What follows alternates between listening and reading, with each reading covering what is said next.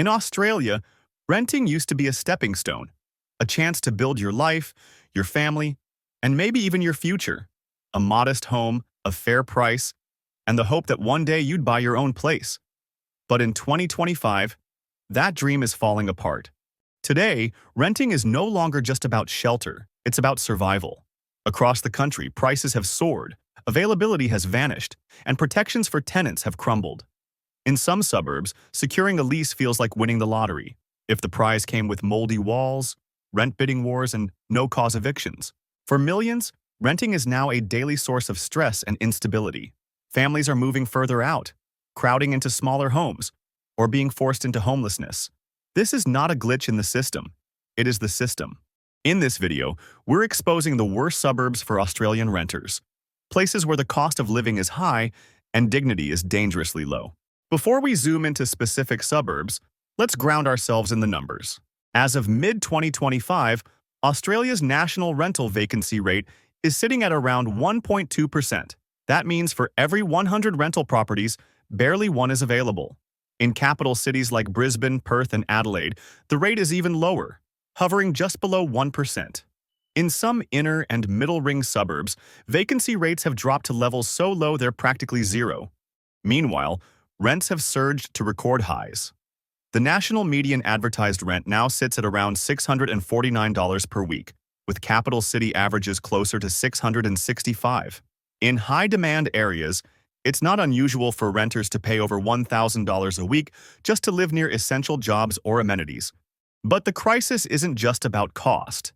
It's about quality, access, and dignity. Renters across the country are dealing with homes that are unsafe or neglected, bidding wars that inflate prices mid-application, sudden no-cause evictions, and neighborhoods lacking basic infrastructure, like reliable transport, decent schools, or even functioning public services. These aren't isolated issues. They're signs of a system that's failing. And in some suburbs, the pressure is unbearable. Let's count them down. 10. Campy, New South Wales. Located just 13 kilometers from Sydney's CBD, Campy was once a modest multicultural suburb with affordable rents and good food. But in 2025, the median weekly rent has soared past $750 for a two-bedroom unit, up more than 30% since 2022. It's not a rent rise, it's a rent explosion. The pressure isn't just financial, it's absurd. Demand has skyrocketed with the return of international students, new migrants, and Sydneysiders priced out elsewhere. Listings vanish in hours. Rent bidding is the norm, with some applicants offering months of rent upfront, heartfelt letters, and the homes, many haven't aged well. Think cracked walls, leaky taps, and heritage mold. Add in rising crime and an overworked train line, and Campy starts to feel less like a suburb and more like a daily endurance test. For renters, it's not just expensive, it's exhausting. 9. Dandong, Victoria. Once seen as Melbourne's affordable fallback, Dandong now feels like the last seat on a packed train. Technically available, but barely comfortable. Median house rents have climbed to $600 per week, and for that price, you'd expect comfort. Instead, renters get peeling walls, paper-thin insulation, and landlords who think maintenance is a myth. Heating in winter, optional, leaks in summer, guaranteed. Overcrowding is a growing issue. Entire extended families are crammed into homes built for four, playing nightly games of musical mattresses. And with weak tenant protections, most renters stay quiet, because complaining might just get you evicted. Worse still, many families can't even afford Dandong anymore. They're being pushed out to the far southeast fringes, where buses come once a week, jobs are 2 hours away, and the only thing nearby is regret. 8. Elizabeth, South Australia. In terms of rental prices, Elizabeth in Adelaide's north still looks like a bargain on paper. A 3-bedroom house can go for around $430 a week, well below the national average, but the lower price comes with a heavy cost. Insecure tenancy is almost baked into life here. While hard data on eviction rates is scarce, Elizabeth has long been known for high rates of housing stress and rental instability. Many homes are in poor condition. Think moldy walls, broken plumbing, and unwanted house guests with too many legs. Landlords often dodge basic repairs, knowing tenants may not have the means or the legal support to push back. Add to that rising unemployment, growing crime, and public housing waitlists stretching endlessly, and it's clear. Renters in Elizabeth may pay less, but they also get far less. Less security, less dignity, and a whole lot more to worry about. 7. Fairfield, New South Wales. Fairfield, in Sydney's southwest, has quietly become one of the most brutal battlegrounds for renters in the country. With median rents hovering around $680 per week, affordability is already under strain. But it's not just the cost that's crushing people. It's the chaos. Some listings attract over 100 applicants within 24 hours. Open inspections look like Black Friday sales, with prospective tenants queuing down the block, resume in hand, and hope slowly fading. Many never get a call back. For low-income families, refugees, and single parents, it's more than demoralizing. It's soul-sapping. Even those with steady jobs and spotless rental histories feel like they're playing a cruel lottery. In Fairfield, renting isn't about finding the right fit. It's about taking whatever's left before someone else does. And the longer you wait, the worse the options get. 6. Logan Central, Queensland. In Brisbane's south, Logan Central has become a cautionary tale of what happens when rents rise faster than reality can keep up. By 2025, median unit rents have hit $520 per week, a 35% leap in just 2 years. It might not sound outrageous compared to Brisbane's inner-city hotspots, but for locals, many of whom work in casual or low-wage jobs, it's financially crushing. Overcrowding is becoming the norm. Families split across different suburbs, couch surf, or move in with relatives just to keep a roof over their heads. Rental arrears are climbing, and tenants are treading lightly, afraid that a maintenance request might be the final straw. Logan Central is also among the worst in Queensland for no-cause evictions. Say the wrong thing, or simply ask for repairs, and you could be out. Here, renters aren't residents. They're replaceable, and with weak protections, they're always one notice away from starting over. 5. Cranborn, Victoria. Cranborn was once the go-to for young families priced out of Melbourne's east, a place where you could stretch your budget and still have a backyard. But in 2025, it's more pressure cooker than safe haven. The median rent for a 3-bedroom home has climbed to $610 per week, but paying that doesn't buy you peace of mind. Most listings attract over 40 applications, with bidding wars now expected. Inspections feel more like job interviews, and tenants come armed with references, pay slips, and silent desperation. Locals speak of a quiet fear, tenants too nervous to request basic repairs, knowing it could cost them the lease.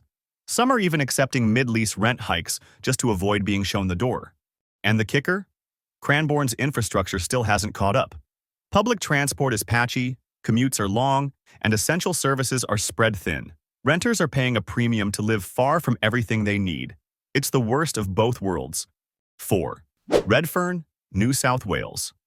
Redfern was once a proudly working-class suburb, rich in Indigenous history, resilience, and community spirit. But in 2025, it's become a poster child for gentrification gone rogue. The median rent for a 2-bedroom apartment now sits at $900 a week. That's more than $47,000 a year just to stay in a postcode your family may have called home for generations, and that's if you're lucky enough to stay.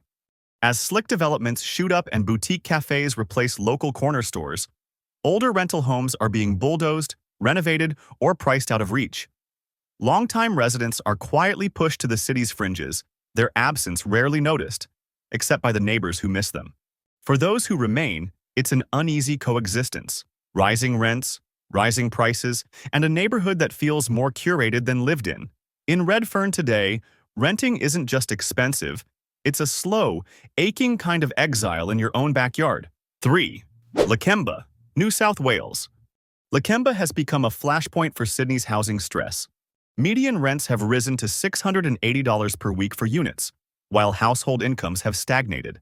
That gap is forcing families to double up, often with 6 to 10 people sharing 2-bedroom apartments. Conditions are deteriorating. Reports of black mold, broken fixtures, and roach infestations are common, yet many renters feel trapped.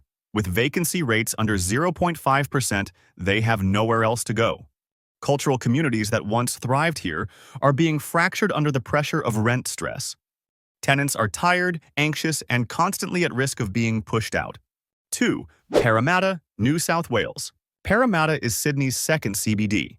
It's modern, fast-growing, and full of promise, but not for renters.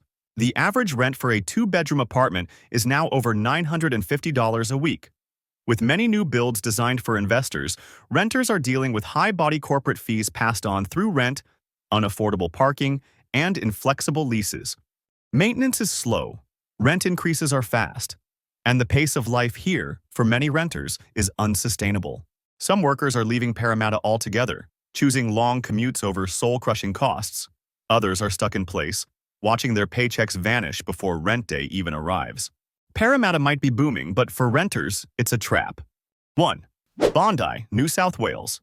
Bondi Beach is iconic, but if you're renting, it might just break you. In 2025, the median rent for a two-bedroom apartment is $1,100 per week, over $57,000 a year, and that's before bills, parking, or the privilege of walking to the surf. Competition is cutthroat.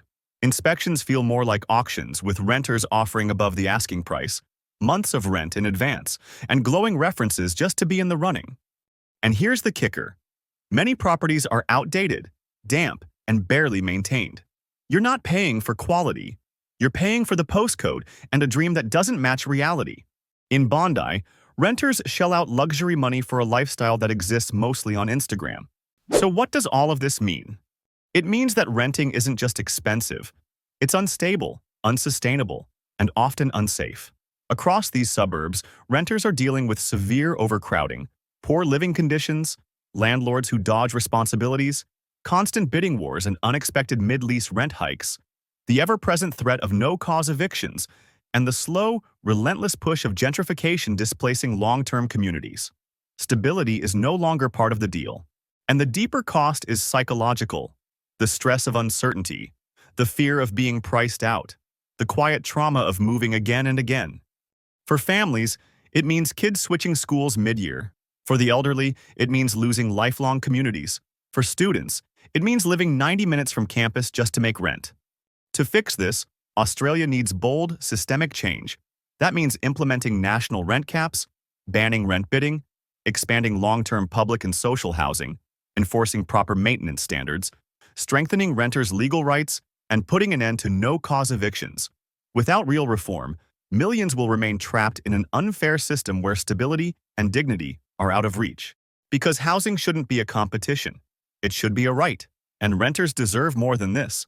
If you're a renter in Australia today, especially in one of these suburbs, you know the struggle.